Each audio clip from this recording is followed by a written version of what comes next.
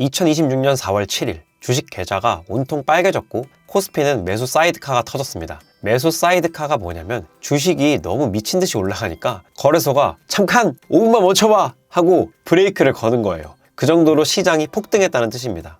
왜? 미국이랑 이란이 2주간 휴전에 합의했거든요. 한 달 전만 해도 이랬어요. 호르무즈 해협 봉쇄, 유가 200달러 간다. 제3차 세계대전 시작 아니냐. 지금 당장 현금 확보하세요. 이런 말 나올 때 유가가 얼마까지 갔는지 아시나요? 배럴당 111달러까지 치솟았어요. 전쟁 직전에 60달러대였거든요. 한 달도 안 돼서 거의 2배가 된 거예요. 근데 4월 7일 휴전 소식 나오자마자 어떻게 됐어요? 유가가 하루 만에 14% 폭락했습니다. 96달러까지 떨어졌어요. 코스피는 급등, 환율은 급락. 자, 여기서 진짜 중요한 질문 하나 던져볼게요.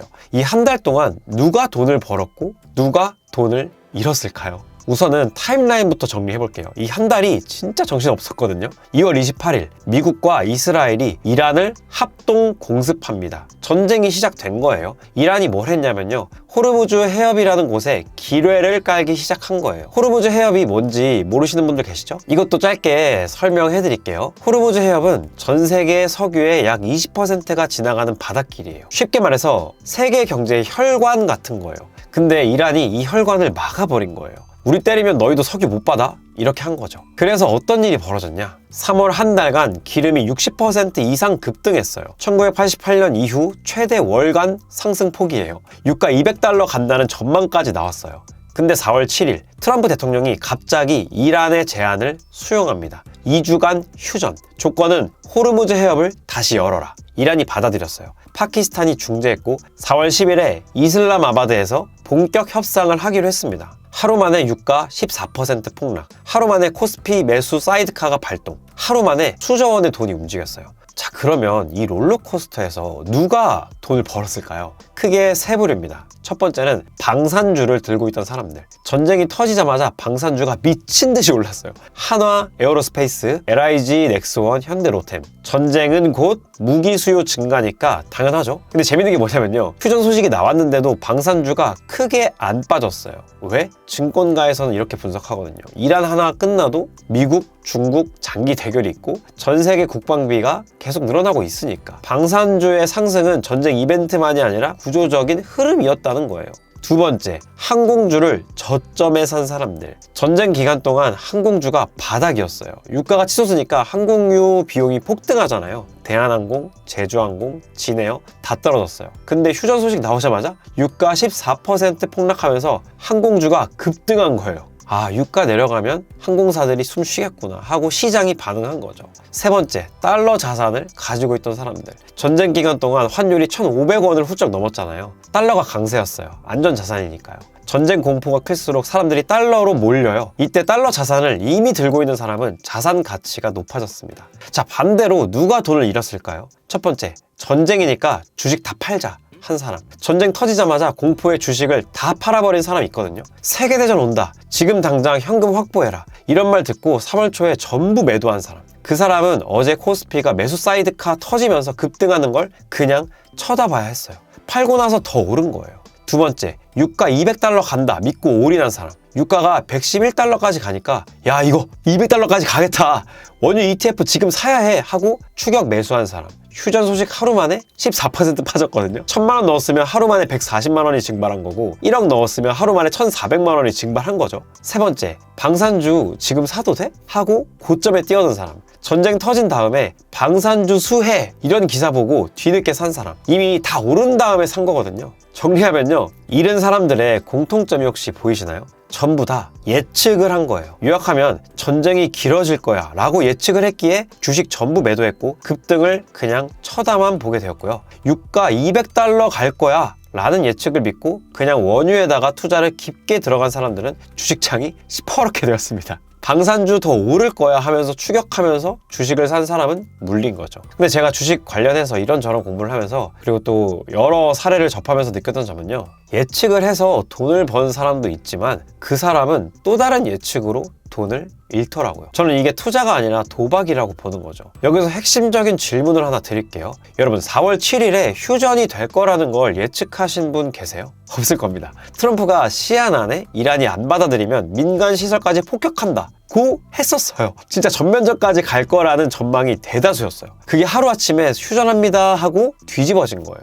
이전 영상에서도 말씀드렸잖아요. 신영증권 리서치센터가 나의 실수라는 보고서를 냈었다고. 우리나라에서 공부 제일 잘하는 엘리트들이 모여가지고 경제 앞날을 맞추려고 연구하는 곳이 공식적으로 우리 틀렸습니다 한 거예요. 그 전문가들이 환율 하나도 못 맞추는데 전쟁이 언제 끝날지를 과연 우리 같은 개미들이 맞출 수 있을까요?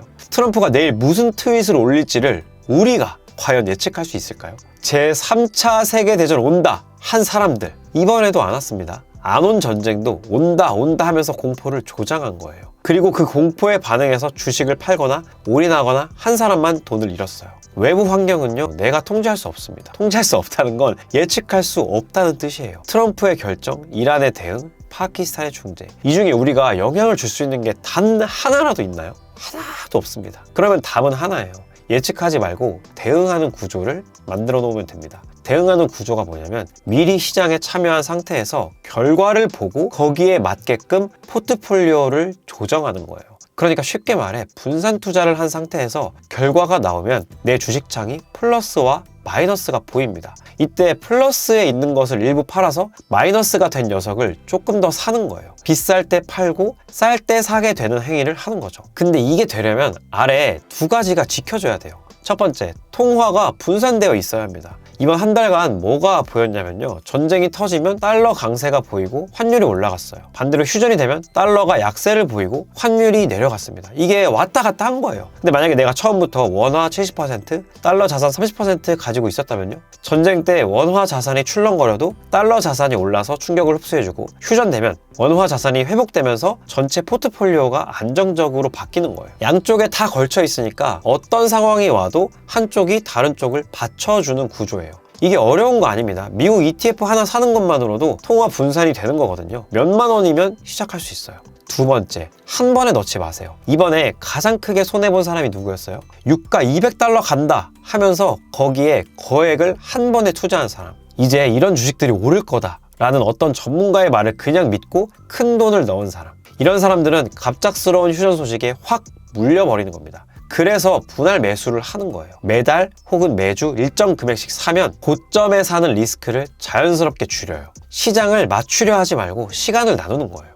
전쟁이 나든 휴전이 되든 내 매수 구조는 동일하게 작동합니다. 감정이 끼어들 틈이 없거든요. 이렇게 되면 앞서 설명했던 리밸런싱을 할 수가 있어요. 전쟁 터지면서 방산주가 올랐어요. 달러 자산도 올랐어요. 그러면 전체 포트폴리오에서 특정 자산 비중이 커지잖아요. 이때 정해놓은 비율로 다시 맞추는 게 리밸런싱이에요. 방산주가 너무 올라서 비중이 커졌으면 일부를 팔아서 다른 자산으로 분배하고, 항공주가 바닥까지 빠졌으면 비중이 줄었으니까 좀 더 사서 맞추고, 이렇게 하면 자동으로 비싼 건 팔고 싼 건 사는 구조가 만들어진다는 거죠. 예측이 필요 없잖아요. 기계적으로 하면 되니까요. 올라도 오케이, 내려도 오케이. 분명 이번 전쟁과 휴전 사태로 인해서 누군가는 돈을 크게 벌고 누군가는 돈을 크게 잃었습니다. 근데 인간 심리상 예측하는 투자를 하게 되면 예측이 맞으면 도파민이 돌아서 돈을 더 크게 베팅하게 됩니다. 돈을 잃을 때 걷잡을 수 없이 잃게 된다는 거죠. 하지만 어떤 상황에서든지 간에 자산을 계속 불려나가는 사람이 있습니다. 전쟁이 일어날 걸 미리 알았다가 아니라 통화가 분산되어 있었고 분할로 사고 있었고 리밸런싱을 했다는 거죠. 구조가 알아서 작동한 거예요. 이 영상을 여기까지 보시면요, 끄덕끄덕 하시는 분들도 있을 거고, 에이 그래도 이번에 방산주 일찍 샀으면 대박이었잖아 하시는 분도 있을 거예요. 맞아요. 만약에 일찍 샀으면 벌었겠죠. 근데 그 만약에를 매번 맞출 수 있으면 굳이 경제 유튜브 영상을 보지 않을 거라 생각합니다. 중요한 건요, 다음에 또 이런 일이 터졌을 때 그때도 흔들리지 않을 수 있냐는 거예요. 이번에는 미국 이란 전쟁이었지만 다음에는 대만 해협일 수도 있고 또 다른 금융 위기일 수도 있어요. 형태는 달라져도 패턴은 같습니다. 공포가 발생하면 개미들은 패닉에 빠져서 매도하고 이후 일어나는 반등에 뒤늦게 후회를 하죠. 이 패턴에서 벗어나려면 예측이 아니라 대응을 해야 합니다. 혹시 이해가 안 되시는 분은 댓글 남겨주세요. 설명이 부족한 부분은 더 공부해서 쉽게 알려드리겠습니다. 혹시 경제에 이제 관심이 생기고 투자를 하고 싶은데 두려우신 분, 그런 분들은요, 제 채널 페이지에 오시면 기초 강의가 있어요. 그게 정말 많은 도움이 되실 겁니다. 앞으로도 저는 초보자의 눈높이에서 경제 상황을 쉽게 풀어주고 어떻게 대응해야 할지 알려드리는 영상 제작하겠습니다. 기대가 되신다면 구독 버튼 한 번씩 눌러주시면 앞으로 더 좋은 영상들 놓치지 않고 보실 수 있을 겁니다. 감사합니다.